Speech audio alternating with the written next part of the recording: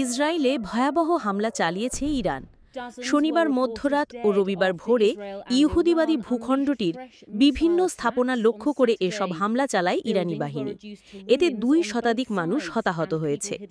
এর মধ্যে তাৎক্ষণিকভাবে অন্তত ৯ জন নিহত হয়েছে বলে সংবাদ মাধ্যমের খবরে জানা গেছে। আহত হয়েছে আরও কমপক্ষে ২০০ জন। এছাড়াও আরও ৩৫ জন নিখোঁজ রয়েছে বলেও জানা গেছে। ইরানের সর্বশেষ এই হামলায় ব্যবহার করা হয়েছে দ্রুতগতির মিসাইল ও ড্রোন। এর মধ্যে শুধু উত্তর ইসরায়েলের তামরা শহরে প্রাণ হারিয়েছে কমপক্ষে ৫ জন। নিহতরা আরব ইসরায়েলি বলে জানিয়েছে সংবাদ মাধ্যম টাইমস অফ ইসরায়েল।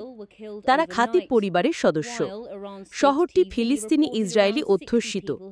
এছাড়া তেল আবিব নগরীর বাত ইয়াম শহরে ইরানি হামলায় নিহত হয়েছে আরও অন্তত ৪ জন। তাদের মধ্যে একজন ৬০ বছর বয়সী মহিলা ও একজন ১০ বছর বয়সী শিশু রয়েছে। সেখানে অন্তত ৩৫ জন নিখোঁজ রয়েছে বলেও জানা গেছে। ইসরায়েলের জরুরি সেবা সংস্থা মাগেন ডেভিড আদম এসব তথ্য নিশ্চিত করেছে। এদিকে রেহেবতে ২ জন গুরুতর আহত হয়েছেন। ইরানি হামলায় বাণিজ্যিক রাজধানী তেল আবিব এবং রামাত গানেও বেশ কিছু অবকাঠামো ক্ষতিগ্রস্ত ও হতাহতের ঘটনা ঘটেছে। তবে সেখানকার হতাহতের সংখ্যা ও ক্ষয়ক্ষতির পরিমাণ রিপোর্ট লেখা পর্যন্ত জানা যায়নি। ইরানের এ হামলার আগে সব ইসরায়েলিকে নিরাপদ আশ্রয়ে চলে যাওয়ার নির্দেশ দেয় দখলদার ইসরায়েলের সেনাবাহিনী। তবে এখন তারা সেই নির্দেশনা তুলে দিয়েছে।